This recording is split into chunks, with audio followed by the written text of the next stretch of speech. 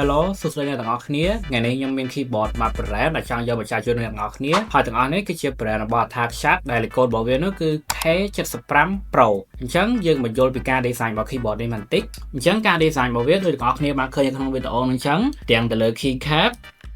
ទាំងតួជាហៀងរបស់វាទាំងតួខាងក្រោយរបស់វា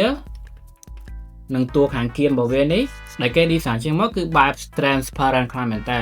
គឺវាលក្ខណៈថ្លាអ្នកទាំងអស់គ្នាបើពណ៌សវិញទាំងអស់គ្នាអាចមើលធ្លុះទៅខាងក្នុងបានទៀតគឺវាថ្លាកញ្ចក់ស្អាតមែនតើទាំងពណ៌ខ្មៅទាំងពណ៌សអញ្ចឹងហើយ keyboard នេះផងណាក៏វាភ្ជាប់មកជាមួយនឹង knob controller ដែរដូច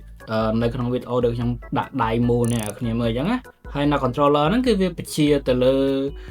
ពលឺ RGB ហើយនឹងសំឡេងកំណត់សំឡេង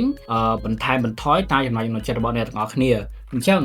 យើងមកយល់ពី spec របស់ keyboard នេះវិញម្ដងនេះ keyboard នេះយើងមកយល់ពី spec របស់វាវិញម្ដងអញ្ចឹង keyboard នេះគឺយើងប្រើប្រាស់បានរហូតដល់3 connection Bluetooth wireless ហើយនិងខ្សែ Type C ផងដែរអញ្ចឹង keyboard នេះ size របស់វាគឺមាន size 75% ហើយប្រើជាមួយនឹង switch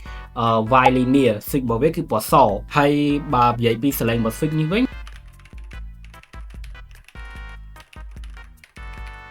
អញ្ចឹងយើងមកដឹងធូរពី RGB វិញម្ដងបងប្អូនគ្នាកំពុងតែចង់ដឹងពី RGB ទេត្រូវអត់ថា RGB វាមិនមើលហើយមាន effect អីខ្លះអញ្ចឹងខ្ញុំធ្វើការ test ជួយនឹងអ្នកគ្នាខ្ញុំចុចជួយនឹងអ្នកគ្នាតែម្ដង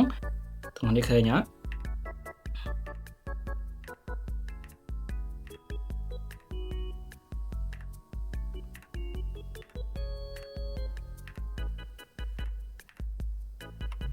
អូខេនេះគឺជា RGB និង effect style របស់ keyboard មួយ model នេះហើយបាននិយាយពីតម្លៃរបស់ keyboard នេះវិញត្រឹមតែ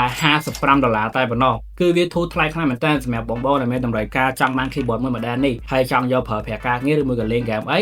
គឺអែមតែម្ដងអញ្ចឹង keyboard មួយ model នេះគឺមិនមែនមានតែមួយពណ៌ហ្នឹងទេគឺមានពីរពណ៌ដូចអ្នកនរគ្នាមកឃើញក្នុងវីដេអូនោះអញ្ចឹងគឺពណ៌ខ្មៅនេះហើយនិងពណ៌សនេះអញ្ចឹងក្រៅពី keyboard ទាំងអស់គ្នានឹងទទួលបាននៅ accessory មួយចំនួនដូចជាខ្សែ Type C ចំនួន1 switch extra ចំនួន1កញ្ចប់ switch puller និង keycap puller ចំនួន1ហើយចុងក្រោយគេនោះគឺសៀវភៅ nano ចំនួន1ផងដែរអញ្ចឹងវីដេអូហ្នឹងមានតែប៉ុណ្្នឹងទេអរគុណអ្នកទាំងអស់គ្នាជួបគ្នានៅវីដេអូក្រោយបាយបាយ